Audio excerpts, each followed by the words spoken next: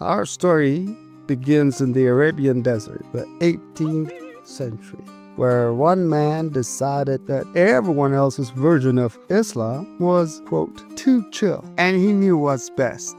His name was Muhammad ibn Abd al-Wahhab. Did you get that? Muhammad ibn Abd al-Wahhab. And he had the revolutionary idea that Islam needs to be practiced exactly as Qasim, the Prophet, practiced it. No ifs, no buts. Pure. Wahhab lived in one of the most avoided hellholes on earth at that time. Nobody wanted it. Nobody cared about it. And nobody cared about him or his opinion. So, Violence. yes, why not? Qasim did. But that's another story for another time. Why is it that bad ideas always start like this? It's always just men that know best that end up ruining things for the rest of us. Give us examples? I'm glad you asked. Voice in my head. Khmer Rouge in Cambodia. Commies in North Korea. David Berg was the Children of God. Jim Jones, and so on and so on. You see any pattern? Here's a general guide to identify these people. Now, if a man comes to you and says, there's something wrong, and here's how to fix it, he might be right or wrong, don't matter. He'll tell you he's a vessel for some divine power, or he's answering to the call of the people, or some other nonsense. But the end result is always the man ends up with all the power, influence, money, and women. Critical thinking and freedom of thought are basic foundations of a fair society. Guess anybody can agree with that. And history shows us that when a society starts clamping down on these, it's a one-way ticket to mediocrity. Decline. You gotta be able to ask questions, to challenge the status quo, to criticize without fear. Nothing should be sacred. Nothing should be above scrutiny.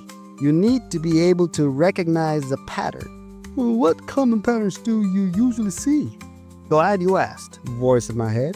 Any movement, religion, company, or government that does not allow critical thinking or restricts your freedom to speak or think and uses violence, coercion, or other means to suppress dissent, that's your first clue.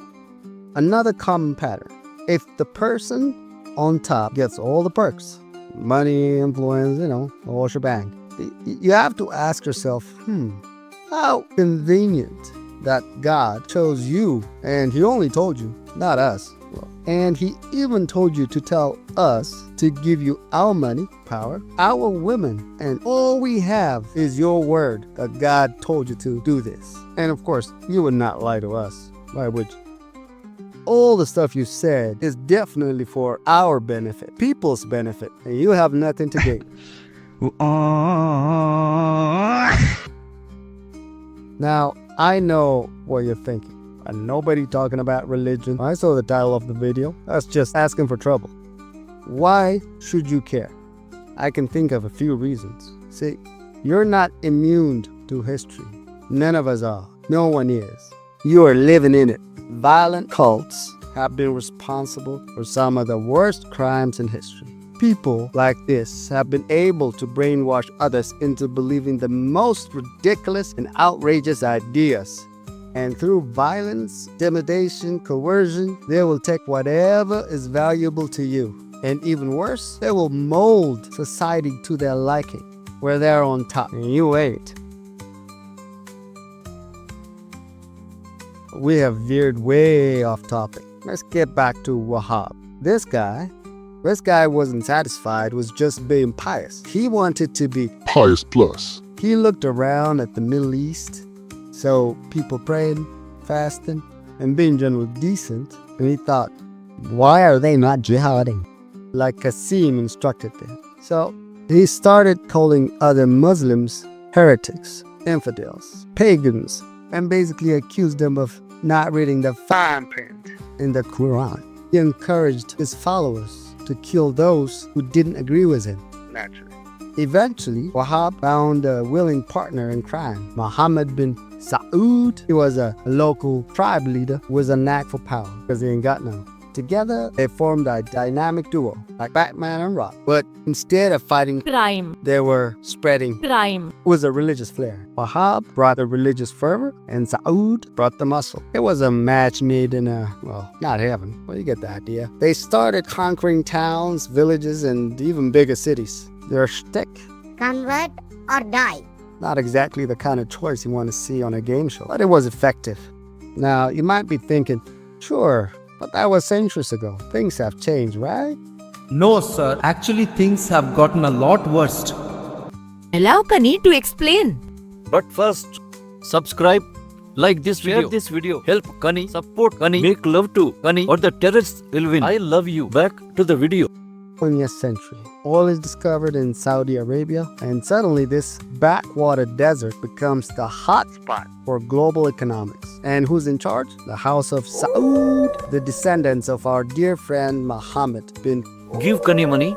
They've got more money than they know what to do with. And they were using it to spread Wahhabism, like it's the latest trendy diet. And that's where Qatar comes in, because Qatar also has Wahhabis. They're all Wahhabis. Madrasas, mosques, and religious schools start popping up all over the world, funded by petrodollars. It's like the McDonald's of fundamentalism. You can find a Wahhabi-inspired institution in almost every corner of the globe today. And what are they teaching? The same old stuff. Our way or the highway. A highway to hell.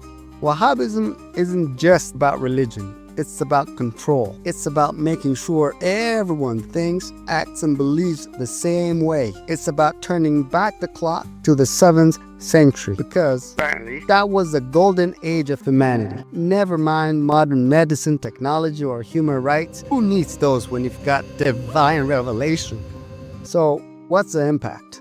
Well, on one hand, you've got a lot of people who are really, really good at praying 5 times a day. On the other hand, you've got a lot of people who think blowing up buildings and beheading journalists is a great way to spend Friday night, and boasting that violence against non-believers, infidels, is holy. Well, hey, who am I to judge? All I know is that when someone tells me that they've got the one true path to salvation and everybody else is wrong, it's probably a good idea to run the other way. So, if you thought Wahhabism was just about praying a lot and growing beards, and that I'm just being a prick, remember, Wahhabism is a religious doctrine followed by a lot of people, like how Nazism was in Deutschland in the 1930s, even though only about 10% of the population were Nazis. Now, I would say the majority of Muslims follow or support some form of Wahhabism, but then there's no way to prove this. Why, you ask, my curious friend? Well, let me introduce you to 2 of the sneakiest doctrines in the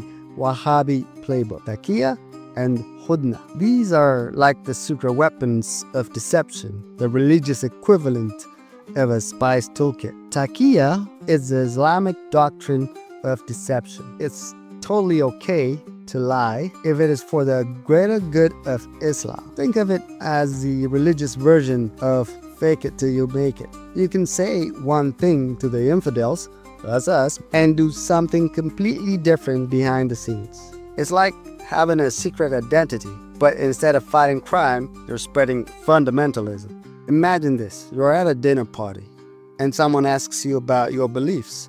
You smile, nod, and say, oh, we're all about peace and love. Meanwhile, you've been plotting to take over the world, one converted soul at a time. That's Taqiyya in action. It's the ultimate bait and switch.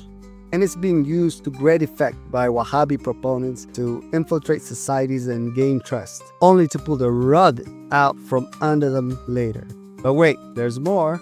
Enter Hudna. This is the Islamic doctrine of a temporary truce. It's like a ceasefire, but with a twist. See, Hudna isn't about making peace. It's about buying time. It's a strategic pause, a chance to regroup, rearm, and come back again stronger. Think of it as the religious version of a timeout in a basketball game. Not giving up, you're just catching your breath before the next round.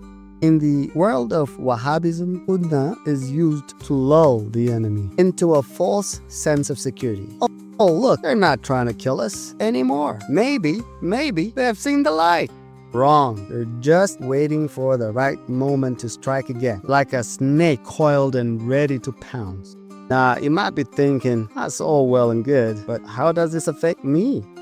Well, let me paint a picture for you. Imagine a world where you can't trust anyone because they might be practicing taqiyya. Imagine a world where every truce is just a temporary pause before the next attack.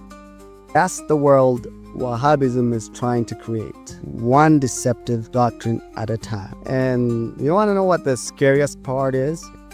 It's working. Wahhabi-funded institutions are popping up everywhere, spreading their doctrine like wildfire. And they're teaching Muslims it's okay to lie and deceive, all in the name of religion. You're watching Al Jazeera, a news network funded by full-blooded Wahhabis, thinking it's news. And the rest of us are left scratching our heads, wondering how we got here. Watch my previous videos about Al Jazeera. Here's a random guy to tell you all about Islam. We can't even call it a religion. It's just a collection of a stupid fabrication of Muhammad. He put it together, they come with something called Islam, which means surrender or die. But you will see a lot of idiots in the internet, they keep saying that Islam means submission. Remember carefully, Islam does not mean submission. Submission is something you do willingly. Islam means surrender. That's why Muhammad says, I've been commanded to kill all mankind. I've been commanded to kill all mankind unless they convert to Islam. All is authentic. So, this is not submission, this is surrender. He will fight you, he will kill you if you don't convert. And if you convert, even after you convert, you have to say and to do as he said. It's a form of slavery. To the point your food is not up to you, your clothes is not up to you, your words is not up to you, your name is not up to you. You have to be the slave of the Arab. So if you like to be the slave of the Arab, okay, good for you.